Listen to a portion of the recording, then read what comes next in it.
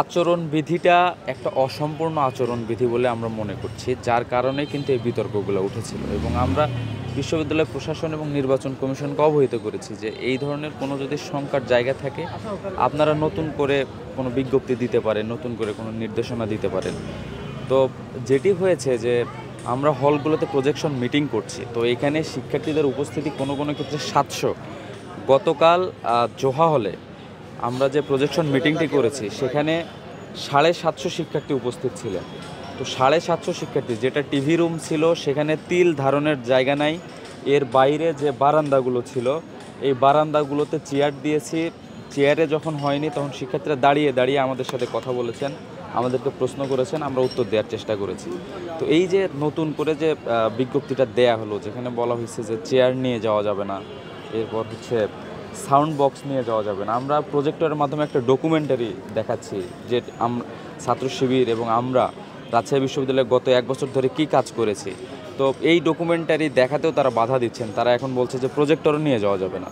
তো হঠাৎ করে একদিন আগে এসে আমাদের প্রতি শিক্ষার্থীদের যে সাড়া, শিক্ষার্থীদের যে আন্তরিকতা, এটাকে নির্বাচন কমিশন কেন ভয় পেল এটা আমাদের বোধগম্য না।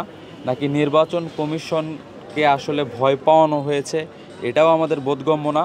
এবং আমরা এই ব্যাপারে সিদ্ধান্ত নেওয়ার দায়িত্ব শিক্ষার্থীদের উপরেই দিতে চাই। আপনারা জানেন যে আর মাত্র 3টি হল, আর 3টি হলে আমাদের প্রজেকশন মিটিং বাকি আছে। আমাদের প্ল্যান ছিল আজকে বিকেল থেকে নিয়ে আমরা 3টি হলে পর্যায়ক্রমে প্রজেকশন মিটিংগুলো করতাম, কিন্তু আমরা এখন আসলে শঙ্কায় আছি।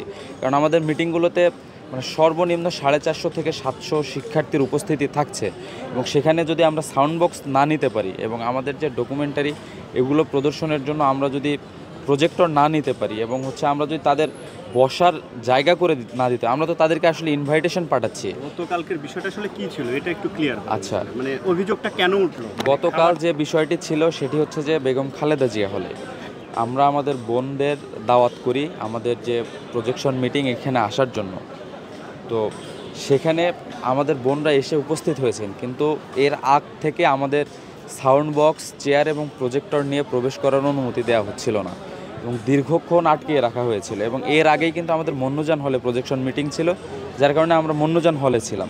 তো সেখান থেকে এসে আমরা লক্ষ্য করি যে আমাদের চেয়ার, সাউন্ড সিস্টেম, এরপরে প্রজেক্টর সব কিছু হল গেটের বাইরে। তখন আমরা হল প্রভোস্ট ম্যামের সাথে কথা বলি। তো হল প্রভোস্ট ম্যাম যেটি বলেন যে নির্বাচন কমিশন থেকে ওনাকে নিষেধ করা হয়েছে এগুলো যাতে প্রবেশ করতে দেওয়া না হয়। আমরা প্রশ্ন করি যে আমরা তো 5টি হলে প্রোগ্রাম করেছি, তখন তো আসলে নিষেধ করা হয়নি, যার কারণে আমরা উনি আমাদেরকে বলে যে এগুলো নেওয়ার অনুমতি তোমাদের আছে কিনা তোমরা আমাকে লিখিত দেখাও।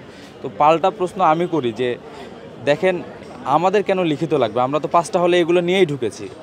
তো যেহেতু আপনাকে প্রশাসন বলেছে, নির্বাচন কমিশন বলেছে যে এগুলো নিয়ে প্রবেশ করা যাবে না, তাহলে আপনাকে তো এর লিখিত ডকুমেন্টটা আমাদেরকে দেখাতে হবে যে কেন আমরা প্রবেশ করতে পারবো না।